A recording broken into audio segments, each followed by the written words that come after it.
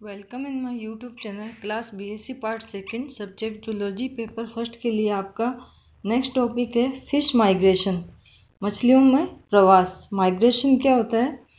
कोई भी एनिमल होता है वो अपने हैबिटाट से दूसरे स्थान की ओर गमन करता है सूटेबल कंडीशंस के लिए, चाहे वो फीडिंग के लिए होता है या ब्रीडिंग के लिए, और वापस जब अनुकूल परिस्थितियां होती हैं तो ये वापस अपने स्थान पर लौट आते हैं। इसको माइग्रेशन कहते हैं। फिशेज़ में किस प्रकार से होता है ये आप देखिए। फिशेज़ जो होती हैं चाहे वो समुद्र में रहती हैं या नदियों में रहती हैं, वो अपने सूटेबल एनवायरनमेंट के लिए दूसरे हैबिटाट में माइग्रेट करती हैं और ये फ़िश माइग्रेशन कहलाता है। दो तरह का ये माइग्रेशन होता है, इमाइग्रेशन और इमाइग्रेशन। इमाइग्रेशन में क्या होता है, जो फिशेस होती हैं अपने फीडिंग ग्राउंड से लेकर ब्रीडिंग ग्राउंड की ओर मूव करती हैं। इसको हम क्या कहते हैं, बाह्य प्रवास। और वापस फीडिंग ग्राउंड से ये ब्रीडिंग ग्राउंड से फीडिंग ग्राउंड की ओर लौट कर आती हैं। ये इमाइग्रेशन कहलाता है। तो सूटेबल कंडीशंस होने पर ये वापस अपने स्थान को लौट आते हैं। एक होता है लेटिट्यूडिनल माइग्रेशन या अक्षांशीय प्रवास। ये स्फिरना और स्वॉर्ड फिश जो होती है इनमें पाया जाता है। ये बसंत में उत्तर की ओर और पतझड़ में दक्षिण की ओर अक्षांशीय प्रवास करती हैं। और जो गहरे समुद्र की जो मछलियां होती हैं उनमें डेली वर्टिकल माइग्रेशन पाया जाता है। नीचे जो समुद्र की गहरी सतह होती है वहाँ से ये वर्टिकल स्थिति में ऊपर की ओर आती हैं। ये डेली वर्टिकल माइग्रेशन कहलाता है।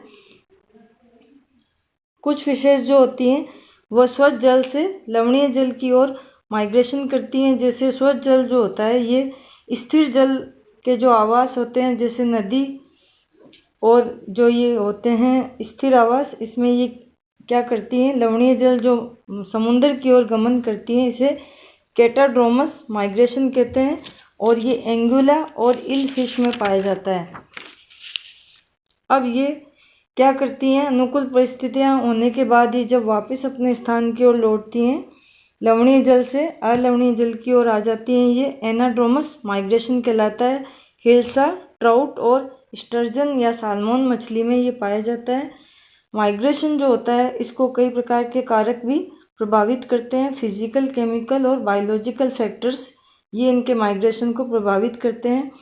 भौतिक कारकों में जो बॉटम सबस्टांस होते हैं, जो तल पर जो पदार्थ पाए जाते हैं, जो पानी का टेम्परेचर होता है या जो वाटर करंट्स होती हैं इन पे, और जो पानी की डीपनेस होती है, ये सब फिजिकल फैक्टर्स होते हैं जो इनके माइग्रेशन को प्रभावित करते हैं। इसी तरह जो पानी की सैलिनिटी, लवणता होती है या पीएच होती है या उसमें कोई प्रकार के पोल्यूटेंट्स या प्रदूषक होते हैं, ये माइग्रेशन को प्रभावित करते हैं। और बायोलॉजिकल फैक्टर्स में जो फूड होता है या इनके हार्मोन्स होते हैं ये इनके माइग्रेशन को प्रभावित करते हैं।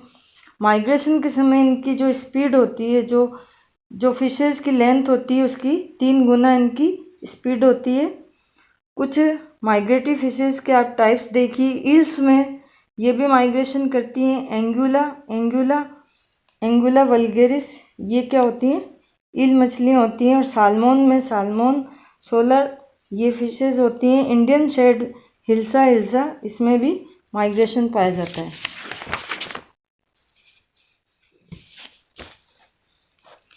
एक होते हैं ओशियोनोड्रोमस फिशेज या समुद्रगामी मछलियाँ।